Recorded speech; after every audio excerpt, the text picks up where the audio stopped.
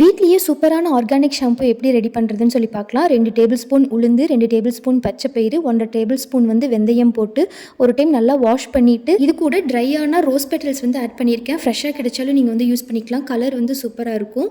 இது அரிசி ஊற வச்ச தண்ணியில் 8 மணி நேரம் நல்லா ஊற வச்சுருக்கேன். அதே மாதிரி பாதாம் பிசினையும் அரிசி ஊற வச்ச தண்ணி ஊற்றி 8 மணி நேரம் நல்லா ஊற வச்சிடலாம்.